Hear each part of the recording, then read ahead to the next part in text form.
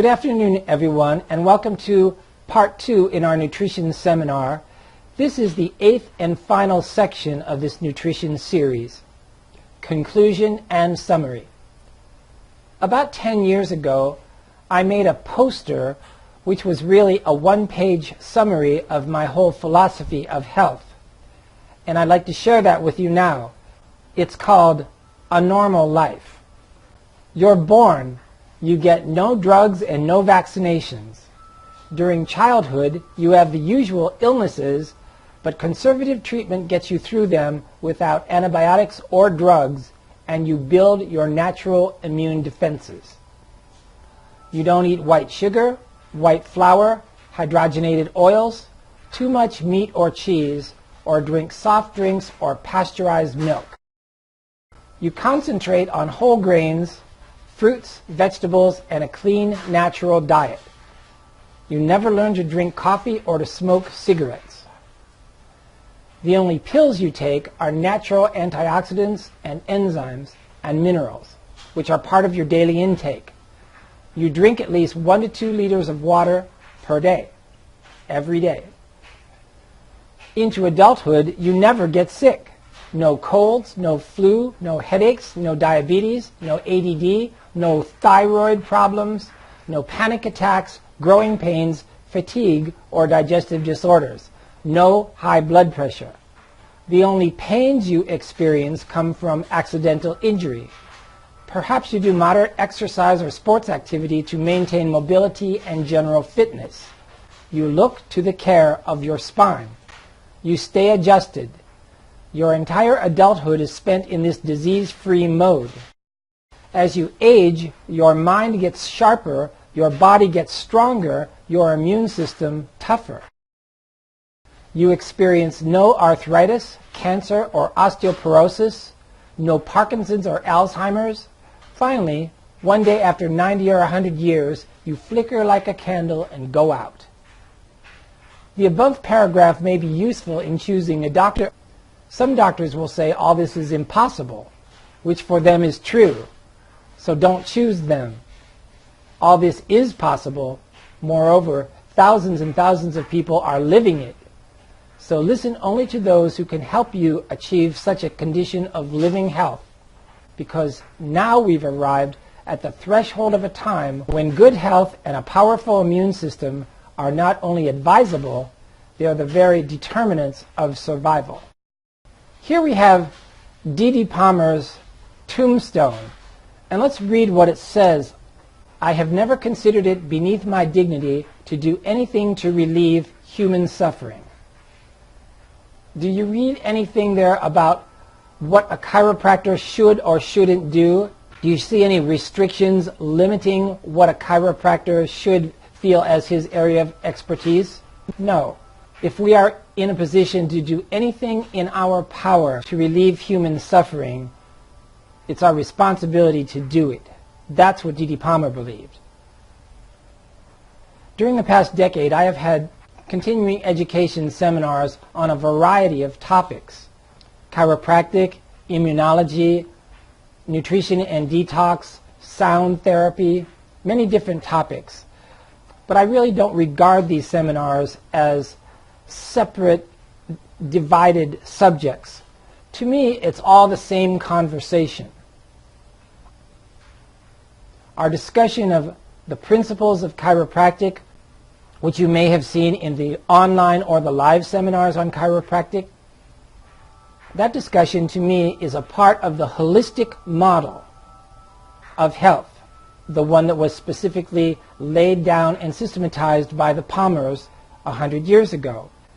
As I put together my seminar on holistic nutrition, to me it was the same conversation. It was a different part of the same discussion. What can we do to free the body of toxicity, to free the body of interference within the digestive tract and the blood?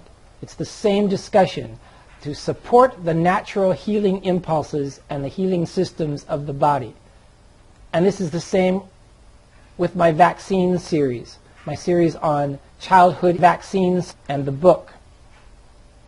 Again, to promote the idea that the new baby stands the best chance of building the most powerful immune system possible if that immune system is allowed to develop free from the interference from toxic and experimental poisons. Now, when I first began practice in the 90s, after a few years, certain things became apparent to me. I was very fortunate to be in a situation in my first 2 years in practice to treat a high volume of patients. And so I became very proficient in adjusting skills early on. I was very fortunate in that regard. But after a few years in my own practice, it became obvious to me that there were other influences on a person's overall health that could not necessarily be cured or resolved by chiropractic adjustments alone. So I thought the same way that D.D. Palmer thought. I thought, if there is anything that I can do, any information that I can impart to a patient in order to improve their health, I will do that. So this was the beginning of my quest for the fundamentals of holistic nutrition in the mid-1990s. I was in what I refer to as my climb every mountain phase. I really didn't have much formal education in nutrition, and I set out on my own to read everything I could and to gather as much information in this area as possible.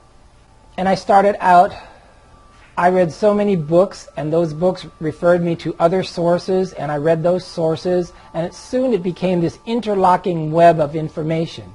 Just the exact same thing that happened with the vaccine research over all those years. So I just want to share with you just a few of my initial sources in this area of holistic nutrition. Dr. Alexis Carrel was a very prominent figure in medicine during the 20s and 30s. He actually won the Nobel Prize in Medicine and Physiology at one point. His literary masterpiece was a book called Man the Unknown, which is still available today at Barnes & Noble. Carrel was the guy who coined the phrase, fight or flight. As you're going through his book, Man the Unknown, the first thing you're struck with is that there are no books like this today.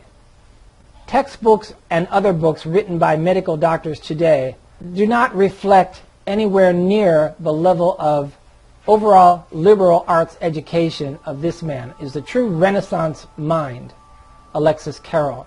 He talks about the fundamentals of the real scientific method and the difference between the way the word science is used today in its very narrow, restricted sense, usually supporting pharmaceutical drugs or some kind of surgical procedures. That seems to confine the discussion of the word science today. But when you read Carrel's book, it was a much broader and more sophisticated and much better informed discussion. Written in the late 30s, Carrel had his pulse on the coming changes in the world at that time. This was when Hitler was just mobilizing Germany in preparation for beginning the Second World War. And Carrel sensed this coming metamorphosis from a cultural and scientific standpoint.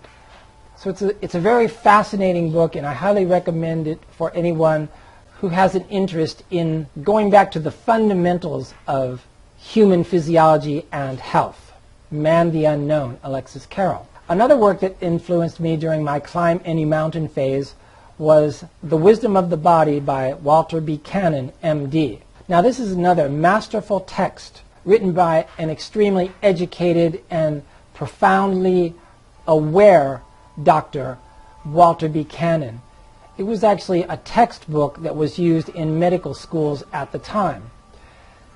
And there's such a contrast in reading books like both of these in comparison to reading, say, Guyton's Physiology or modern pathology text or textbooks that are used in medical schools today. I have several friends who are in medical school at the present time, and I look at their textbooks and I realize that they have been written with the sanction and under the indirect guidance of the pharmaceutical industry. It's so apparent.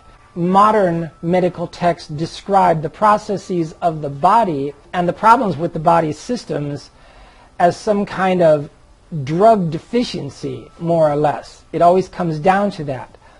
But these type of textbooks that were written back in the 20s and 30s by Alexis Carrel and Walter Buchanan, this was a completely different approach.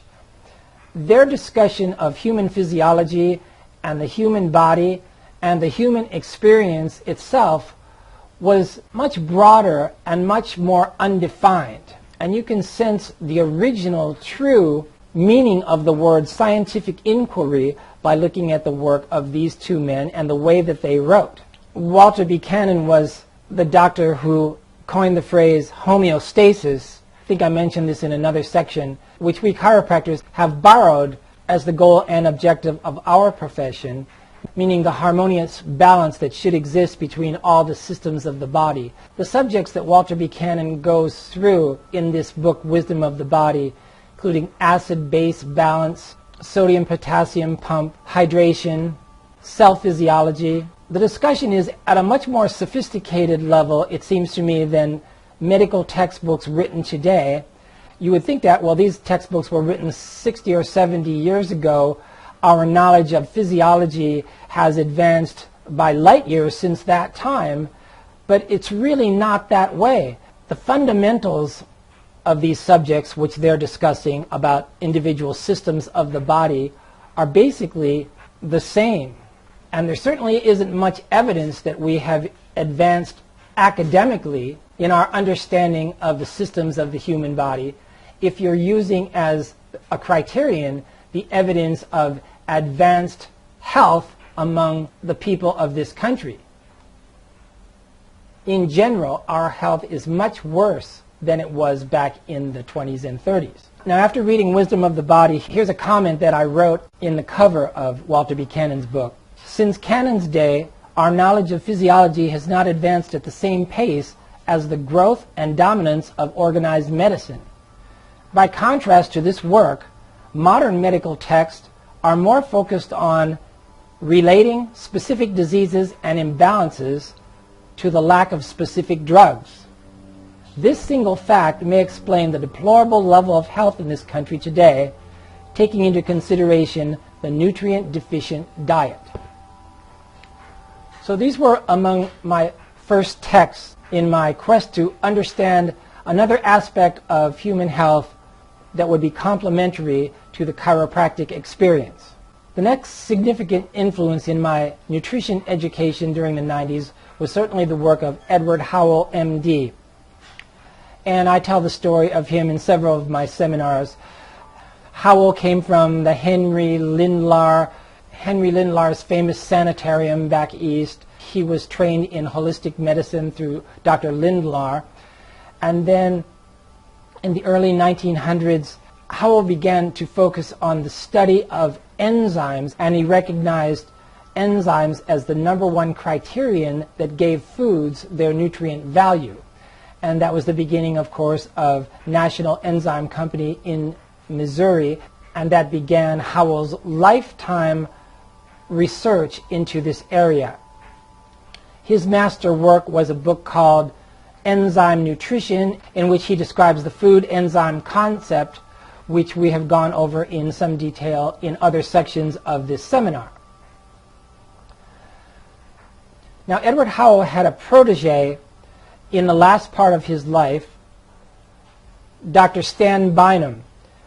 And when Howell died in 1988, Bynum was ready to take over.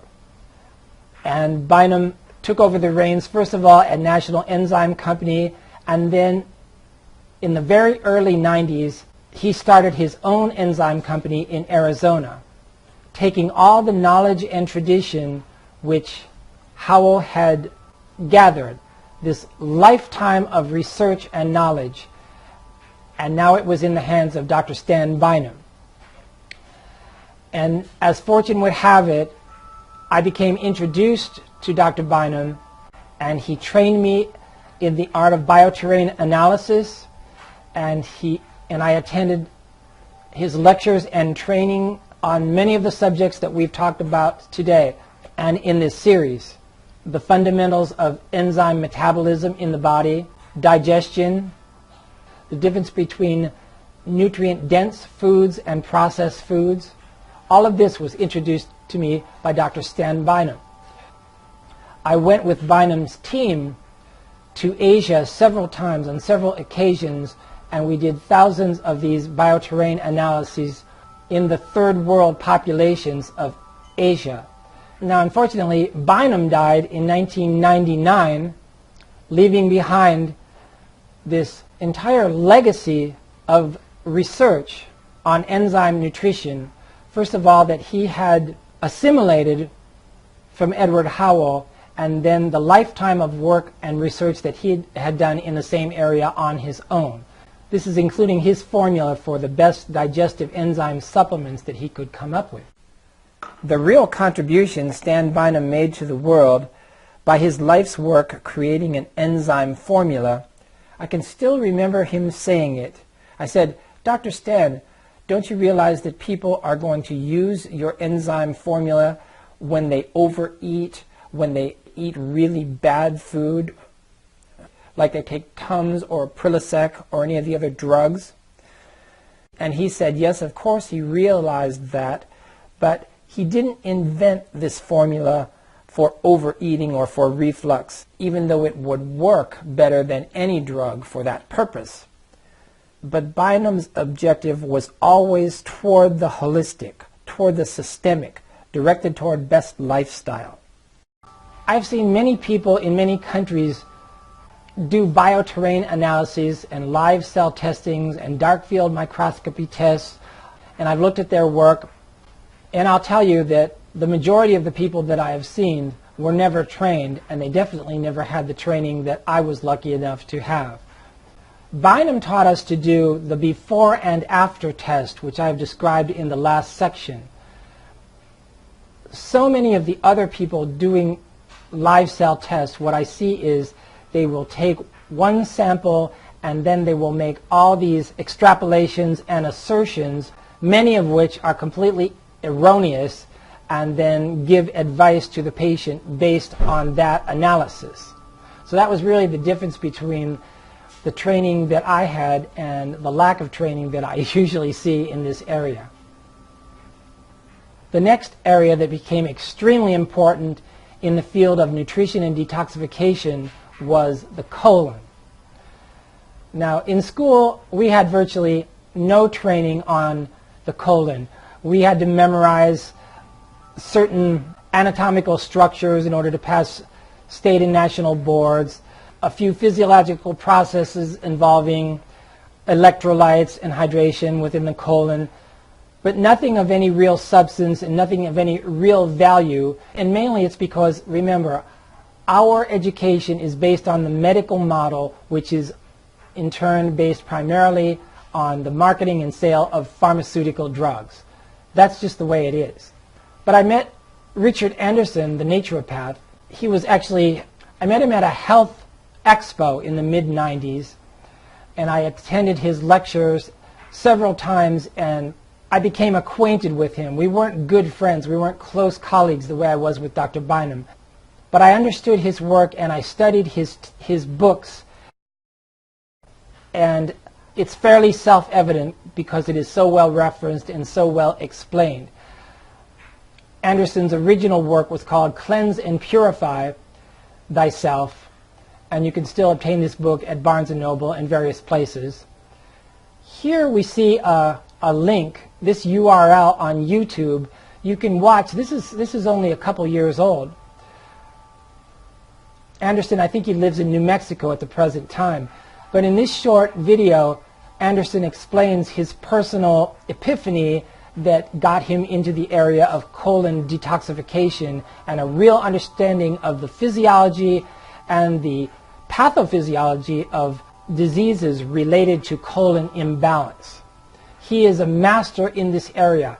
I've heard many uneducated people, people with 1/10 of his education, people who are not fit to tie his shoes in a sense, criticize him because they don't understand him at his level. It was Anderson who first made me think of things like this. You know, we see a lot of people, especially in America today, they overeat. They take in enormous amounts of food day after day. but they have a lot of trouble eliminating. So all this processed and devitalized food is coming in every day. Where is it going? It's not coming out. It was Anderson who first enlightened me to the process of sludging within the colon, building this layer upon layer in this matrixing that can expand the human colon from its normal 2 inches in diameter to, in advanced cases, sometimes as high as 12 inches in diameter.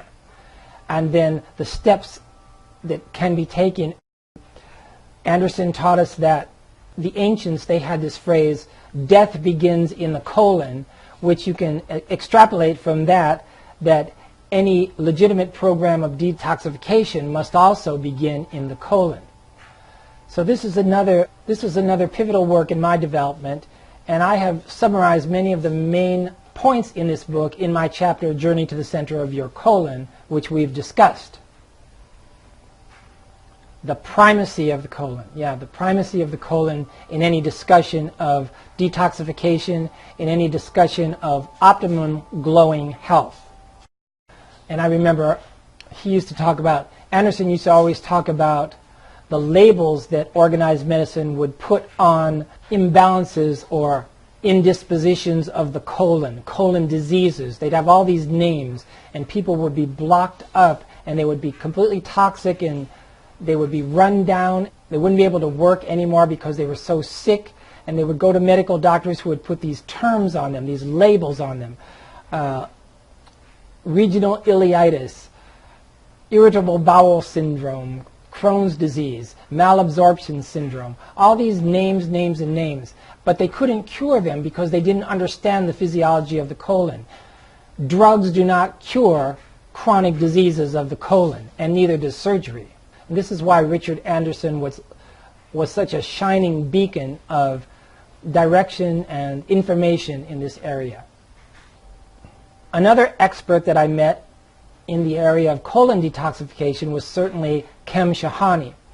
Kem Shahani was a close personal colleague of Stan Bynum, and he was on the medical board of advisors of Stan Bynum's company for a while, as I was myself for a short period of time. And we used to have these round table meetings that were very influential in my development in this area of holistic nutrition. And Kem Shahani was from University of Nebraska, and his entire career, his entire professional life was spent in the area of researching and cataloging probiotics. After my 10 years of formal education in the university system, I don't even remember ever hearing that term probiotics. And when I graduated, I really didn't know anything about probiotics.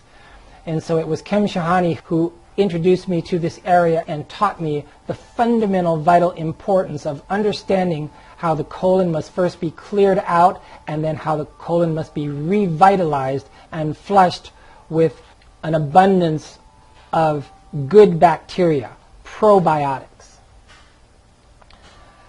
Now, Kem Shahani wrote a number of peer-reviewed papers during his lifetime, many of which appeared in JAMA and several other mainstream medical publications. He only wrote one book that I know of that was for the general public, and that was called Cultivate Health from Within. It's not really a very well organized or particularly well written book, but considering who he was and his whole lifetime of dedication, the legacy that he left to us, it's still an important book.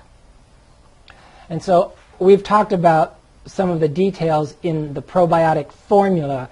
The probiotics that I use today, that is Kem Shahani's formula, talking about the DDS1, Lactobacillus acidophilus, all that I got from Dr. Kem Shahani.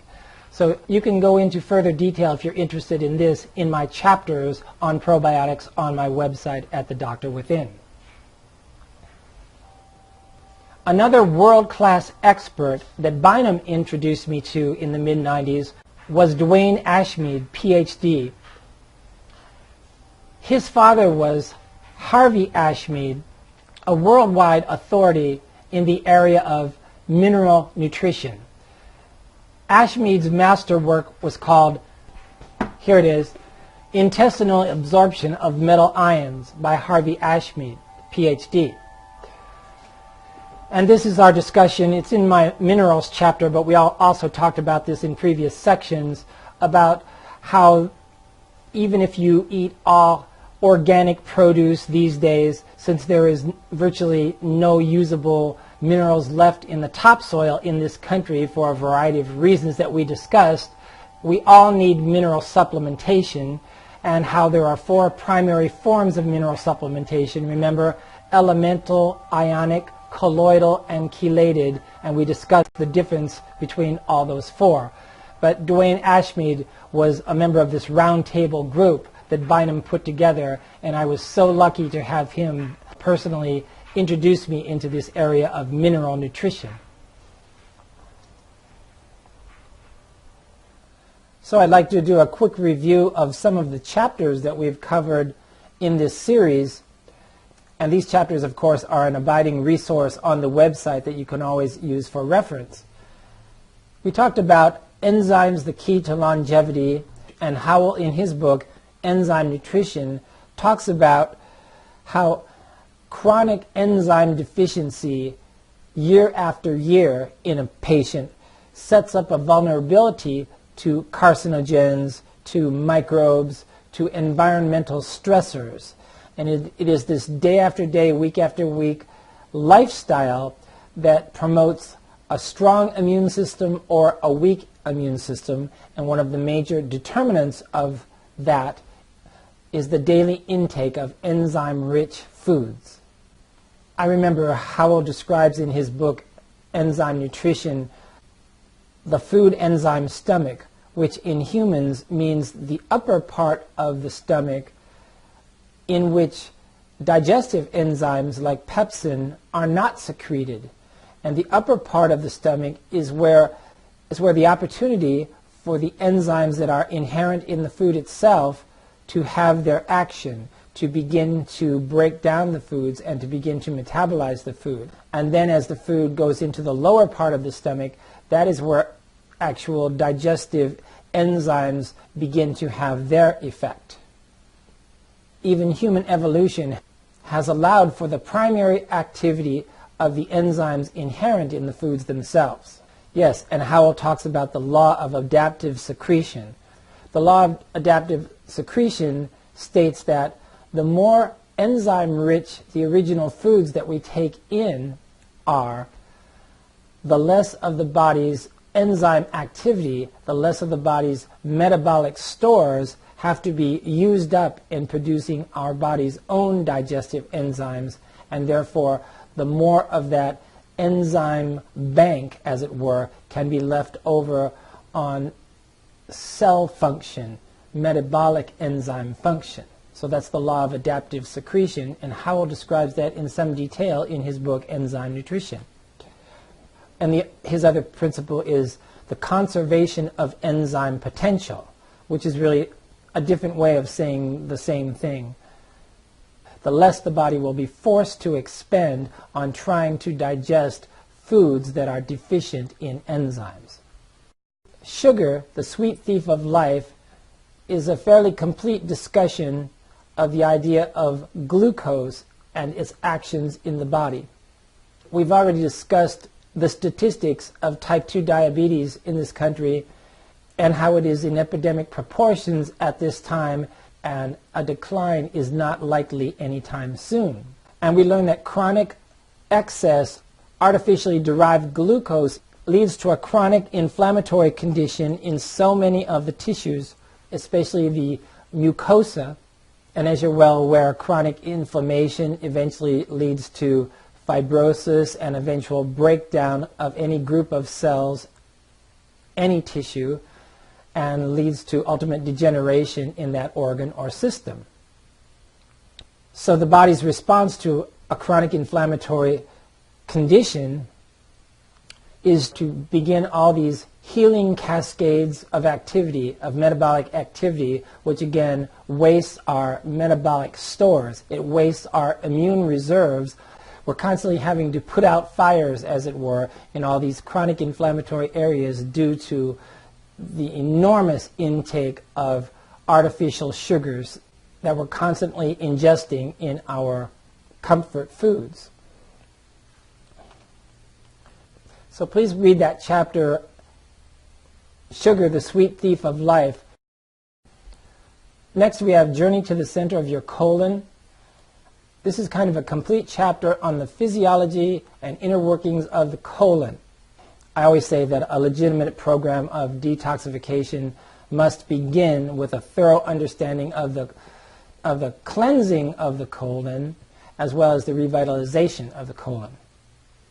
And we learn from some of the top authorities in this field ideas like the inside of the colon is still the outside of the body, and then the whole concept of hyperpermeability syndrome and leaky gut syndrome comes into play, and a thorough understanding of this in relation to chronic toxification as well as its opposite. We talked about that we should be aware of the ratio of the amount of food going in the body compared with the amount of waste coming out of the body. People are eating enormous quantities of food by all statistics, and yet the elimination of waste is one of the most common causes of disease in the pathology of the American people at the present time. If people are having extreme difficulty in eliminating every day, or worse, they don't eliminate every day, they only eliminate every few days, but yet they have this enormous intake of comfort foods, junk foods, and enzyme deficient foods. Well, where is all that material going? The chapter on antioxidants, we described the importance of antioxidants on a daily basis, and we showed the causes of free radicals. We listed the causes of free radicals, and of course one of the causes of free radicals is normal metabolism. Even the healthiest people on earth create a certain number of free radicals just by normal metabolism during the day. But as long as there are enough antioxidant foods in the diet, we can have a zero balance, as it were, at the end of the day, a zero balance of free radicals. The problem is that most people in this country, because of our lifestyle, not just with foods, but with stress, with environmental poisons, and so on, all the other causes that we listed of free radicals, what happens is that most Americans end up with a positive free radical balance at the end of each day, and this just goes on day after day after day and has a direct relationship with not only with metaplasia but with premature aging. That's the central issue of the chapter on antioxidants, and that's why antioxidants are so essential as part of the 60-day program. Florabiotics. This is the chapter on probiotics, and this is part of the discussion of the primacy of the colon in any system of detoxification and overall health. The ancients used to say death begins in the colon, and it's the same idea that revitalization of the body also begins in the colon.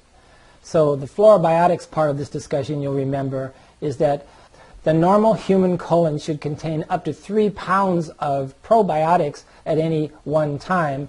As many as 400 different species can be normal. This is what Kem Shahani has told us. And that for various reasons that we listed, most Americans live most of their lives with little or no probiotics in the system, and then this is a primary cause of so many of the chronically diagnosed labels involving the colon and the digestive tract. Diagnoses which are not well treated, which are not well managed, let's say, which are not well cured by mainstream medicine. So a dramatic change can often be introduced by the addition of probiotic supplementation on a daily basis for 2 months, for a 60-day period, right, in a patient who has had little or no flora in their colons for several years. And this is where you see really dramatic recoveries, I always say, especially in the area of chronic allergies. For the person who has been on antibiotic therapy month after month, sometimes even for years at a time. We have to remember, if antibiotics are going to work, they're going to work in a few weeks or so. To continue to try class after class of antibiotics month after month after month is almost always going to result in a less than optimum outcome. So please read the chapter on total fluorobiotics for a complete understanding of this issue. The last resort. This is a very short chapter, and I always tell the story that I really wrote this chapter in self-defense because so many people would call me up or they would contact me asking me what magic bullet they could take for their specific illness or imbalance, something that hopefully would not require their participation in any way or them to alter their self-destructive lifestyle. You always hear me talk about that. So the last resort is just a chapter where I'm saying, okay, you realize that drugs and surgery have been a failure so far in changing your situation. There are certain areas, each of which must be addressed if you're going to have any hopes of a turnaround, change in the process of deterioration that you've been experiencing in your life. So again, it's the 60-day program. It's first of all the New West diet, this very classical, simple diet. Stop adding to the toxicity. And then the other areas, each of which must be addressed if the patient is to have any hope of recovery. And these would include hydration, enzyme supplementation, something like expel and flora, antioxidants, as we've already talked about, progress. Hydrolyzed collagen has such a dramatic effect on so many systems, organs, tissues, parts of the body that have been degenerating as we age, not necessarily just because of the aging process, but also because of the self-toxification program that we've been running on ourselves for how many years. Then specifically for those who are on heart medication, we have the chapter called To the Heart Patient. This chapter came about after years of doing annual physicals for DOT, the little green cards, Department of Transportation for truck drivers. They have to have this physical every year. And it doesn't take long that you begin to notice that a lot of these guys have really high blood pressure and they're on the typical cocktails of heart drugs, calcium channel blockers, beta blockers, ACE inhibitors, the diuretics, the Lipitor, the cholesterol drugs. So this is the cocktail that most people who have high blood pressure are recommended, and many of them take all 5. And yet this chapter looks at the lack of success behind that program and goes into an analysis of each one of those drug types, talking about the side effects, the other effects of the individual drugs, and then asking the question, well, is there a way to normalize the blood pressure and get the patient off heart drugs? And that's what this chapter called To the Heart Patient will explore. Then there's a chapter called To the Cancer Patient, and this is a chapter that really took me over a decade to write, and it's drawn from my experience working with people who have learned that standard recommendations for chemotherapy and radiation, as well as surgery with the cancer patient, don't have very high records of success when you look at their own statistics, the real statistics of the cancer industry. And this chapter starts out with a look at the actual physiology of metaplasia. How does a single cell become altered and begin to replicate itself out of control and eventually develop into a metaplasia situation and eventually a cancerous tumor, how that really takes place, and then the whole psychology behind recommendations for chemotherapy and radiation. Do the closing techniques that a lot of oncologists use to get people to submit to chemotherapy and radiation immediately, are they really supported by the success of their own statistics from their own records? All these are issues that we look at in this chapter To the Cancer Patient. and then we explore the possibility of alternative approaches to a diagnosis of cancer, holistic remedies, holistic courses of action that do not involve mainstream aggressive chemotherapy, radiation, and surgery. And we talk about the entire circus of information that is available to people online, some of the things to look for, some of the things to watch out for, and then hopefully this chapter can serve as an introduction to that whole very confusing area. You know, I do a lot of nutritional consultations. You'll look on my website and see a button that says, click here for nutritional consultation. And I set up this program after many years of people calling me in and asking me, what do you got for this, this, this? They would tell me all the details of their clinical history, their medical history, and they would want to know what supplements, what remedies they could take to get rid of their illness.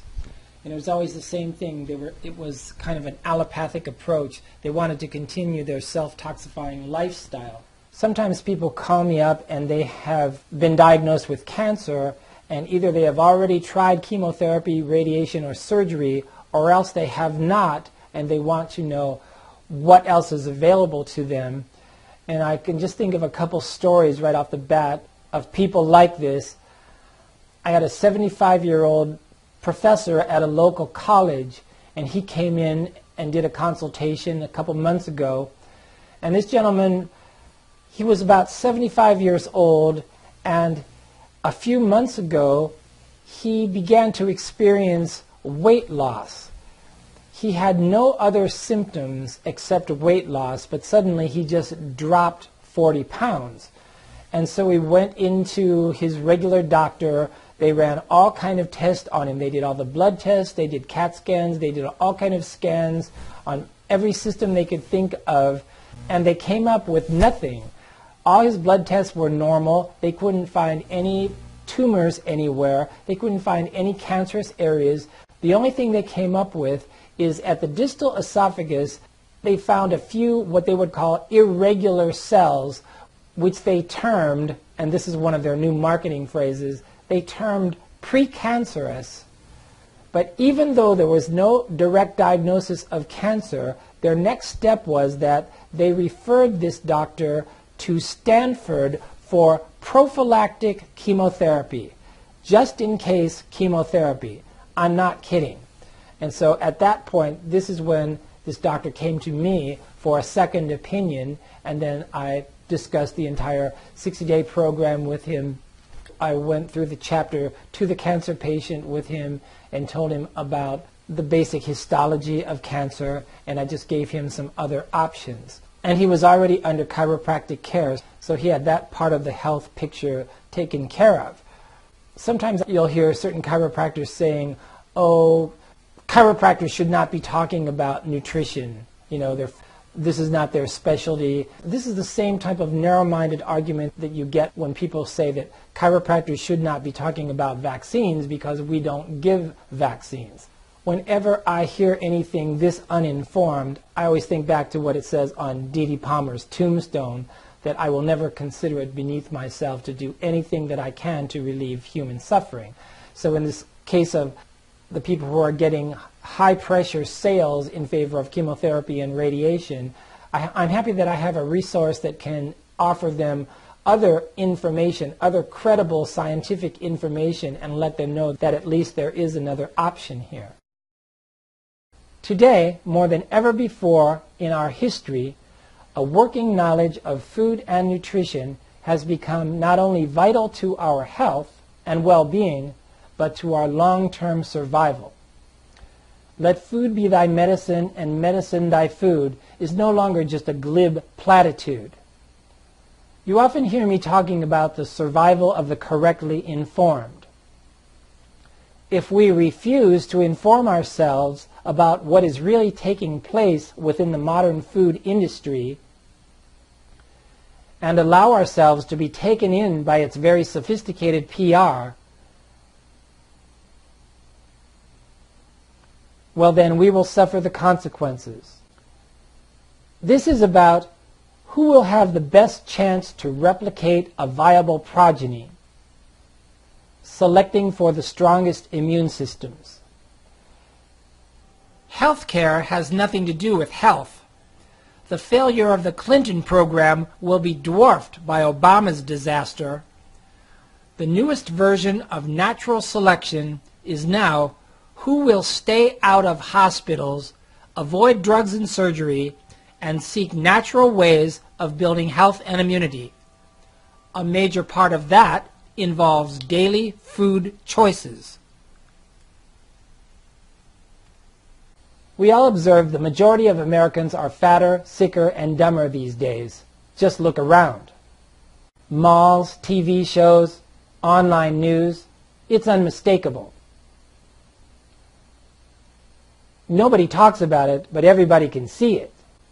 And often their kids are chubby little clones of the adults. It's like out of one of those futuristic movies or something.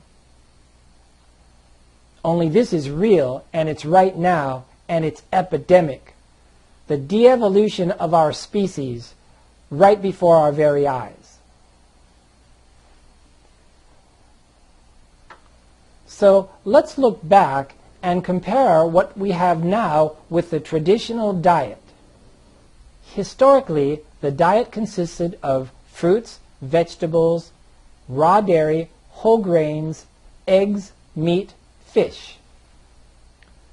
The main problems back then were freshness and storage, and also supply, but as long as enough food was accessible, the diet itself was the best that humans have ever come up with. No degenerative diseases. These were whole foods. Then, beginning in the early 1900s, with the advent of the foods of commerce, the farther away conventional wisdom drifted from this traditional model, the sicker we became.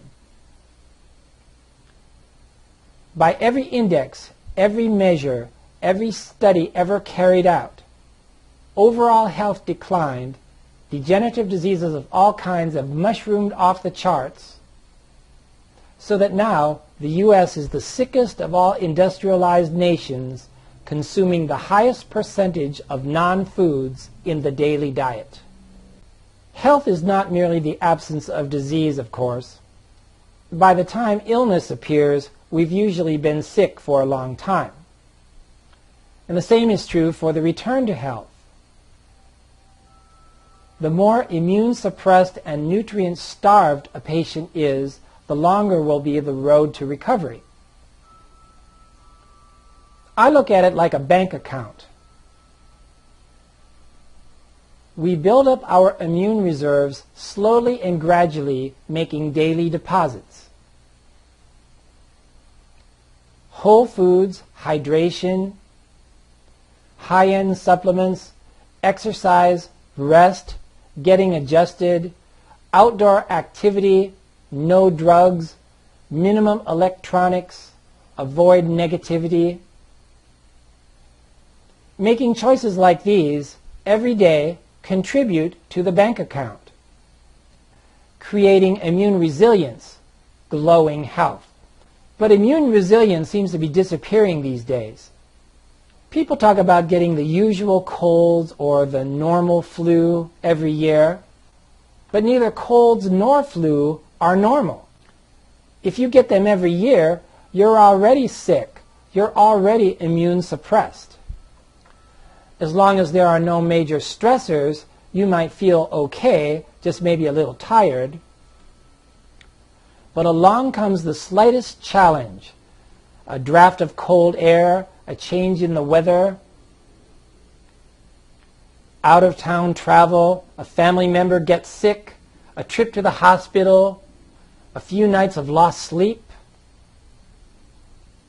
a whiff of a chemtrail maybe, a drug prescription, unusual physical exertion, whatever it may be. Just these little changes in daily activity can bring on a real debilitating illness. Why? Because there were no reserves, no slack, no wiggle room, no resilience. It is not merely my belief, but rather a fact of nature that there is virtually no indisposition, no condition of illness that will not respond to a combination of chiropractic care and lifestyle correction. No condition.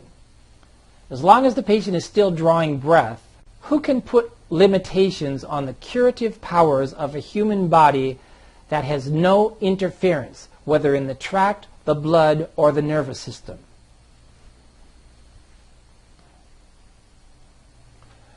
The dramatic cures sometimes brought about by the right adjustment at the right time, many of us have experienced these or at least know about them.